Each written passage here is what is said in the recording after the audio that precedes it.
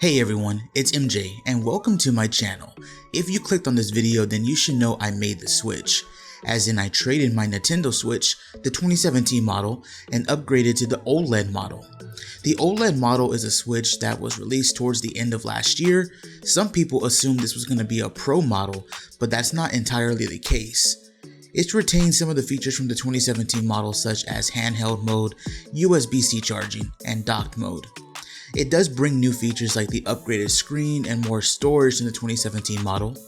I do have my girlfriend's 2017 model for comparison in this video. We'll go over the features and specifications and find out if it was right to make the switch. I apologize in advance.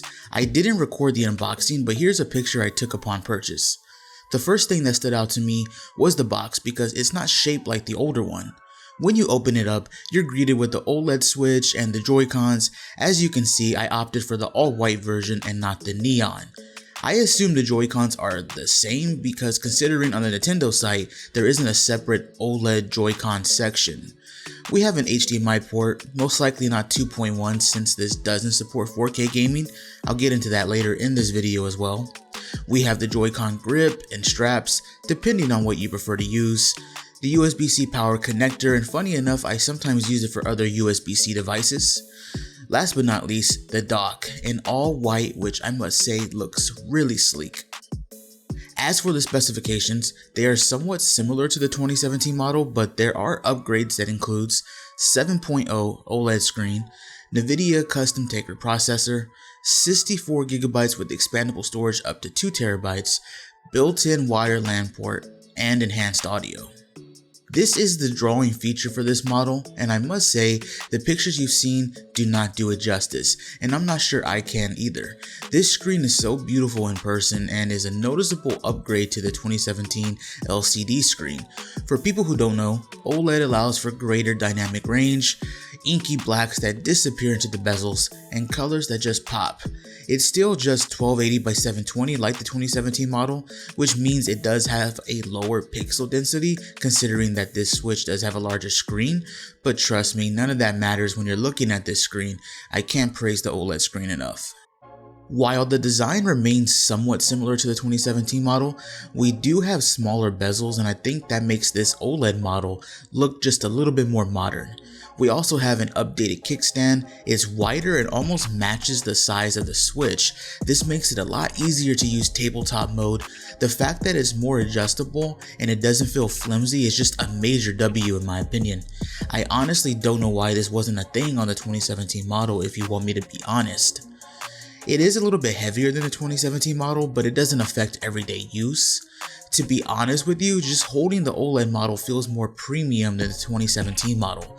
It's kind of hard to explain unless you're holding them and you have them side by side. It just feels more solid. It doesn't feel like you're holding a plastic device. And trust me, this isn't a jab at the 2017 model, it's just what I experienced with my use. Gaming on the OLED model has been a blast, and I find myself using my Switch more now. The games feel quicker to load up in my opinion, and the UI doesn't feel sluggish. What I mean by that is, my 2017 model that I traded in just felt slow when it came to certain games and just using basic features. My girlfriend's Switch doesn't have that issue, so it might have just been my device. But the games just pop up, and because of the screen, it just feels like each game has this new immersive feeling to it, and it wasn't there in my previous model. Playing Mario Kart is an experience itself, with each map looking better than the next. But trust me, whatever game you enjoyed on the 2017 model, it'll just feel better and more enhanced on the OLED model. As I said earlier in the video, the dock in all white looks so sleek. It's actually something I never knew I needed until now. It now features a LAN port alongside the HDMI, 2 USB 2 ports, and the system connector. Being able to connect an Ethernet cable is a W, considering it can give you more secure experience with gaming on your Switch now. I know there's been third-party hacks over the years and ways to get the wired support, but having it officially on the dock is more convenient for everybody. It still only supports 1080p output in TV mode. I know some people were holding out for 4K output since 4K TVs and displays are becoming the norm, but I don't think that's a huge issue. It still looks fine overall. I'm not going to make an entire section on this, but as a side note, this OLED model is supposed to have enhanced audio. At least that's what it says on the website, and that's what was advertised.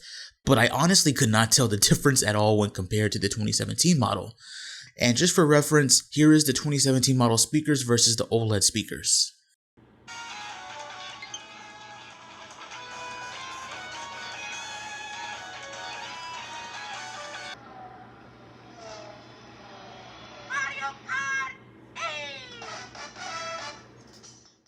The OLED model features a 4310 mAh battery, which is funny because the battery on the OLED model is actually better in my experience. Maybe it's because of the OLED display, but whatever it is, I've enjoyed the longer battery life. Nintendo on the website does mention it should last you between 4.5 to 9 hours. Now, I don't have actual numbers to share with you, but for casual and general experience, it does last noticeably longer. My friend Omega Pro even mentioned to me his experience with the battery life on the OLED model as well. In conclusion, while the OLED model may look very similar to the 2017 model, and while the specs may look the same on paper, in everyday use with my experience, it just feels like a proper upgrade. I kind of feel like this should have been the Switch that was released in 2017 if you want me to be honest. The device feels more premium, the battery life is what I expected, and the screen just feels modern. It feels so badass to have OLED now in the palm of your hands.